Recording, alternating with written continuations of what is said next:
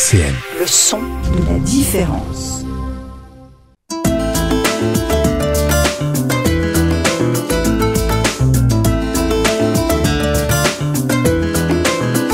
Les masques tombent sur RCN. Bonjour à tous et bienvenue dans Les Masques tombent, l'émission où on parle de culture et de vie associative dans la métropole du Grand Nancy. Vous pouvez nous retrouver sur YouTube, en vidéo et en podcast sur le site de la radio, www.rcn-radio.org. Aujourd'hui, je reçois Nicolas Garland qui vient nous parler de la Compagnie de l'Instant. RCN, Les masques tombent, Elisa Gautron. Bonjour Nicolas. Bonjour. Vous allez bien ? Je vais très bien, oui. Est-ce que vous pouvez vous présenter un petit peu ? Je m'appelle Nicolas Garland et donc je fais du théâtre d'improvisation dans une association qui s'appelle la Compagnie de l'Instant, donc qui est localisée sur Nancy. Et c'est quoi votre parcours de vie en dehors de la compagnie ? Alors mon parcours de vie en dehors de... Parce que nous sommes une association, donc nous sommes tous des bénévoles et nous avons un travail à côté. Donc moi, à titre tout à fait personnel, je suis professeur des écoles. Professeur spécialisé, donc c'est-à-dire que je travaille auprès d'enfants à besoins particuliers, qui peuvent être de l'ordre du handicap ou de l'ordre de besoins spécifiques sur certaines choses dans l'enseignement. Comment vous en êtes venu à être enseignant du coup spécialisé ? Alors, avant d'être enseignant, j'ai eu une autre vie parce que j'ai passé le concours très tard. Et j'ai travaillé un peu après mes études, j'ai fait des études d'italien, mais bon, c'était pas nécessairement ce que je voulais être. Et donc, j'ai été amené à travailler auprès d'un public d'enfants déficients auditifs, donc d'enfants sourds, pendant 4 ans. Et donc, à intervenir dans les écoles, c'est-à-dire j'accompagnais des enfants qui étaient scolarisés pour à la fois les aider dans la compréhension des consignes, mais aussi pour... accompagner, parce que ce sont des enfants sourds, pour accompagner aussi au niveau de la langue des signes ou du langage parlé complété. Et donc j'ai mis un peu le pied dans l'étrier en accompagnant des enfants dans une école. Et je me suis dit qu'être professeur d'italien, ça m'avait pas plus branché que ça, mais qu'être professeur des écoles, comme j'ai une inspiration plutôt à aimer beaucoup de choses différentes, à pas être surspécialisé. Et donc, je suis déjà devenu professeur des écoles dans un premier temps, parce que voilà, c'est le public qui m'intéressait et aussi un enseignement pluriel qui m'intéressait. Et puisque j'étais passé dans le handicap en premier lieu, eh bien, au bout d'un moment, j'y suis il y a 8 ans, j'ai repassé un diplôme pour me spécialiser auprès d'un public d'enfants particuliers. Et comment est-ce que vous avez commencé à vous intéresser au théâtre ? Alors, j'ai commencé le théâtre très tôt, parce que j'ai commencé le théâtre quand j'étais en 6e, donc il y a 35 ans. Alors, tout simplement parce que je me cherchais une activité. Et en fait, le théâtre... Moi, j'étais un enfant très introverti. et surtout, voilà, au ce moment de l'adolescence où on est justement très sensible au regard des autres et être beaucoup plus renfermé ou beaucoup moins en capacité de s'ouvrir. Le théâtre, ça a été vraiment un point de libération qui m'a aidé vraiment à prendre la parole en public facilement, à prendre de l'assurance, de la confiance aussi. Voilà, parce que quand on monte sur une scène, on se met, même si on est dans le rôle d'un personnage, on se met quelque part à nu soi-même devant le regard des spectateurs. Et qu'est-ce qui vous plaît particulièrement dans le théâtre, qui vous a fait choisir cet art-là et pas un autre ? Justement, c'est une bonne question, je ne me la suis jamais posée. Je pense qu'il y a déjà une affinité assez naturelle dans mon caractère qui fait que j'aime bien... c'est se montrer en public, mais c'est pas se montrer complètement soi-même, même s'il y a une part de soi qu'on montre. Et alors, je n'ai pas de don particulier en musique. Je ne suis pas très bon dans le jeu d'instruments. Je fais aussi un peu du chant, mais c'est vrai que le théâtre, c'est vraiment un espace de liberté qui par sa fonction même n'est pas limitée, donc dans lequel on peut toujours continuer à apprendre et à progresser, en apprenant des choses à la fois sur le théâtre en lui-même, sur le monde qui nous entoure et surtout sur soi. Comment est-ce que vous en êtes venu à faire du théâtre d'improvisation ? C'est pareil, donc j'ai fait très longtemps du théâtre qu'on appelle du théâtre classique, donc soit du théâtre à texte, soit du texte d'une pièce déjà écrite ou de la création. Et j'ai découvert le théâtre d'improvisation il y a une 20aine d'années, à peu près. Et j'ai trouvé cette liberté qu'on n'avait pas forcément dans le théâtre à texte, puisque dans un théâtre à texte, on est subsidiaire d'un metteur en scène, d'une façon très codifiée de jouer, ce qui a des aspects très rassurants. Mais le théâtre d'improvisation, quand on en arrive à ce point-là, avec des compétences aussi, c'est très libérateur parce que rien n'est écrit, rien n'est préparé, et tout ce qu'on va jouer, on ne le sait pas encore au moment de rentrer sur scène. C'est ce qui vous plaît particulièrement dans le théâtre d'improvisation? Oui.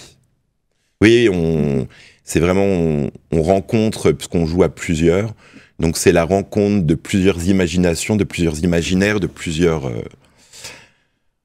personnalités, et aussi d'un moment donné, puisque à un moment ou à un autre, selon comment on se sent, comment se sent l'autre, comment est le public, qu'est-ce qu'on nous met comme musique, comment est la lumière.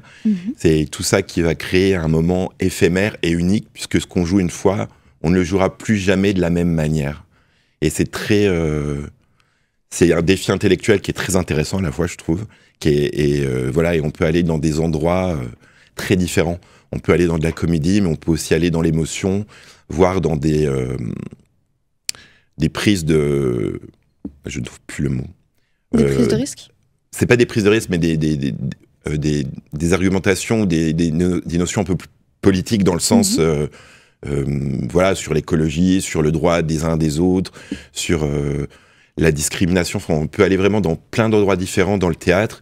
Et dans le théâtre d'improvisation, on peut y aller encore plus, puisqu'on ne sait jamais ce qu'on va jouer à l'avance. Alors on va écouter Au théâtre de Grand Corps Malade, et puis on revient juste après. Les masques tombent, du lundi au jeudi de 13h à 13h30 sur RCN. On est toujours en compagnie de Nicolas Garland pour parler de l'association de la Compagnie de l'Instant. Alors Nicolas, comment est-ce que vous en êtes arrivé dans l'association ? Alors en fait, on était dans une autre association, une grosse association de théâtre d'improvisation sur Nancy qui s'appelle Improdisiaque, où beaucoup de monde commence en fait, parce que c'est un peu là qu'on apprend les bases de l'impro, et de ses codes. Et c'est en fait, alors moi maintenant, mais à l'époque, une association aussi qui faisait beaucoup dans l'improvisation du match d'impro. Donc qui est plutôt destiné à... qui est très codifié, c'est-à-dire on va jouer des scènes très courtes, avec, je sais pas, à la manière d'un film d'aventure, à la manière de Molière.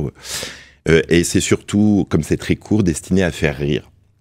Et au bout d'un moment, et avec une certaine expérience de l'impro et du théâtre en général, il y a une certaine frustration qui est née de ne pas pouvoir aller dans d'autres directions, c'est-à-dire de susciter le rire, c'est une première étape, et c'est très bien, et il en faut, mais on peut toucher le public aussi de bien d'autres manières, comme je l'ai dit tout à l'heure, on peut susciter de l'émotion, on peut susciter de la réflexion, partager des opinions, des choses qui nous agitent, et qui nous agitent tous.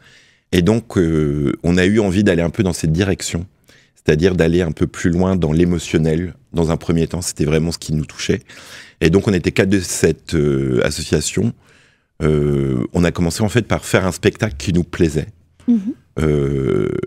Et une fois qu'on a fait ce spectacle, c'est-à-dire, nous, ce qui nous intéressait, c'est ce qu'on appelle en improvisation le long forme. C'est-à-dire, c'est des spectacles qui vont durer plutôt 1h15, et dans lesquels, en fait, on va plus souvent camper. En fait, imaginons, c'est une pièce de théâtre, mais improvisée. C'est plus même s'il y a plein de genres différents et plein de façons différentes de le faire, mais c'est un théâtre, généralement, où on va aller beaucoup plus loin dans l'exploration de son personnage. On va pouvoir creuser beaucoup plus quelle est sa personnalité, quelles sont ses failles, quel est son passé. On va pouvoir beaucoup plus étoffer ça. Et c'est aussi une discipline dans laquelle le long forme, où on va pouvoir beaucoup plus, comme je l'ai dit, toucher le public. On va pouvoir, c'est-à-dire faire rire le public, c'est bien, mais pouvoir émouvoir le public, pouvoir le toucher profondément, pouvoir soudain avoir des gens qui nous disent à la fin, là vous m'avez mis les poils, ou c'est vraiment quelque chose qui, en tant qu'acteur, nous, en tant que comédien, nous touche beaucoup. Et c'est pour ça qu'on a créé en février 2018, donc il y a 6 ans, la Compagnie de l'Instant. C'est vraiment d'une volonté d'explorer ce format-là. Et qu'est-ce qui s'est passé depuis la création de l'association ? En fait, nous, on a continué à présenter, c'est-à-dire à imaginer des formats, des nouveaux formats. Alors, on est seulement 4 dans l'association. Et à chaque fois qu'on fait un spectacle, on invite des gens extérieurs. Parce que c'est vrai qu'à 4, on pourrait vite tourner en rond parce qu'on se connaît bien, on se connaît très bien. Donc jouer ensemble, c'est très facile, mais c'est aussi trop facile. Et jouer tout le temps avec quelqu'un qui vient alors on peut inviter des gens de Paris, de Dijon, de plein d'autres lieux, des gens qu'on a rencontrés dans des stages. Et ça nous permet de nous renouveler, d'avoir un nouveau souffle, d'avoir un petit peu d'air frais. Et donc on fait des spectacles où on invite des gens extérieurs et parallèlement on continue à se former toute l'année, depuis 2 ans maintenant on anime un atelier où on fait travailler nous spécifiquement le format long, c'est-à-dire ce qu'on appelle le jeu, un peu plus le jeu vrai, même si ça n'empêche pas d'avoir aussi du rire dedans. Et 2 ou 3 fois par an, nous on invite des professionnels pour se former, des professionnels donc du théâtre d'improvisation, et parallèlement on fait aussi des stages à titre personnel qui sont financés aussi en partie par l'association. L'association permet aussi de continuer à se former et tout ce savoir qu'on acquiert, de le transmettre dans nos ateliers. Et donc, parce qu'en théâtre, il faut toujours se former, c'est vraiment important ? Sinon, on tourne vite en rond, et il y a toujours, comme j'ai dit tout à l'heure, c'est un art l'art, c'est par essence illimité. Il y a toujours des nouvelles choses à découvrir, à apprendre, à aller plus loin, des nouvelles envies qui vont naître, un stage qui va susciter une interrogation ou une faille dans quelque chose qu'on n'arrive pas à travailler. Ça peut être, le mime, le jeu relationnel, qui va nous permettre de se dire « Ah, ça, il faudrait le travailler, on va aller plus loin », ce qui va susciter d'autres questionnements, d'autres envies. Et donc c'est en ça qu'on va toujours continuer. Oui, je pense qu'il est important de toujours continuer à se former pour ne pas stagner et puis pour pouvoir toujours prendre du plaisir à ce qu'on fait et à partager surtout avec le public. Et vous, quel est votre rôle dans l'association ? Quels sont vos Alors missions ? moi, je suis trésorier dans l'association, et après, comme dans une association, on a une structure obligatoire dans les associations de l'année 1901, mais en fait, comme on n'est pas beaucoup, c'est vraiment un travail partagé. Il y a pas les rôles sont codifiés, il y a un trésorier, il y a une présidente, mais après, dans l'association, chacun est un peu apte à tout faire. Donc vous avez fait beaucoup de spectacles depuis 2018 avec l'association ? Alors on en fait à peu près, ça dépend des années, de 8 à 10 par an. On joue principalement à la MJC Bazin. Cette année, on a 5 dates à Bazin. Et puis après, on intervient aussi des fois à domicile, c'est-à-dire des gens peuvent nous inviter s'ils ont un peu de place chez eux pour faire un impro appart. Ou en été, ce qu'on fait pas mal, c'est ce qu'on appelle nous les impros jardins. C'est-à-dire les gens vont nous inviter sur leur terrasse. Alors il faut pas forcément une grande surface, juste de quoi mettre un petit bout de scène et 10-15 personnes. Et ça permet vraiment d'amener ces disciplines qui nous parlent et qui nous plaît, le théâtre d'improvisation, dans des lieux et pour des personnes qui spontanément n'iraient pas voir un spectacle d'improvisation. Donc c'est vraiment aussi un moment qu'on aime bien. C'est jouer devant des gens qui connaissent pas du tout, qui découvrent. Et généralement après on fait une petite auberge espagnole, on partage un petit moment pour autour du spectacle, ou pour passer un bon moment tout simplement. Alors pour poursuivre, je vous propose d'écouter Après le théâtre de Anne Sylvestre, et puis on revient juste après. Les masques tombent sur RCN. On est encore et toujours en compagnie de Nicolas Garland pour parler de l'association La Compagnie de l'Instant. Alors Nicolas, est-ce qu'il y a des événements à venir pour la compagnie ? Alors oui, même si on arrive plus vers la fin de l'année, donc on a encore, nous, 3 dates à venir. On a, dans pas très longtemps, donc le 16 mars à la MJC Bazin, qui est notre dernière date à la MJC Bazin, juste pour la Compagnie de l'Instant, où là, on a prévu une grosse soirée, c'est-à-dire on va faire 2 spectacles. On a un premier spectacle qui nous est proposé par 2 invités, et qui s'appelle Casserole, donc qui de 19h15 à 20h. Et après, de quoi il parlera ce spectacle ? Alors Casserole, ça va vraiment traiter de la relation entre 2 personnages, puisque c'est une improvisation en duo. Et donc avec des choses qui vont être données par le public, et ils vont improviser autour de ça, quelles sont les failles dans cette relation, tout ce qu'on peut trouver, quels sont dans les ingrédients d'une relation, qu'est-ce qu'on peut mettre pour voir ce qu'ils vivent, chacun et entre eux aussi également. Et donc après, on aura un moment où les gens, on a prévu un moment pour que les gens puissent prendre un petit repas, partager avec eux, leur demander des petites anecdotes parce qu'on va s'en servir pour le second spectacle. Notre second spectacle, donc, qui est à 20h45, qui s'appelle « Quelqu'un m'a dit », et dont je ne pourrais pas vraiment en fait vous parler de ce qu'est le concept puisqu'on ne l'a pas encore créé. C'est-à-dire, nous, on va se rencontrer l'après-midi à 14h, de 14h à 18h. On part d'une base qui est, on va demander des choses aux gens, des anecdotes ou des rêves. Mais après, quelle forme va prendre le spectacle, on ne sait pas encore. Puisqu'on va le créer ensemble durant l'après-midi. Vous allez vous servir de toutes ces anecdotes, de tous ces rêves. Alors, c'est-à-dire, créer le spectacle. on prend le point de vue qu'on va demander des choses aux spectateurs. Justement, avant le spectacle, on va aller les voir, discuter un peu avec eux. Et nous, c'est qu'est-ce qu'on va faire de ça. Mais ces anecdotes, on les aura seulement le soir. On va essayer de voir qu'est-ce qui nous fait envie, qu'est-ce qu'on a envie de donner, qu'est-ce qu'on a envie de mettre sur scène, de partager au public. Et puis voilà, donc on va se triturer un peu la cervelle, s'amuser, s'interroger, faire ce qui nous fait plaisir et voir qu'est-ce que ça va donner le soir. On a juste trouvé un nom, quelqu'un m'a dit. Voilà, les anecdotes qu'on va nous dire.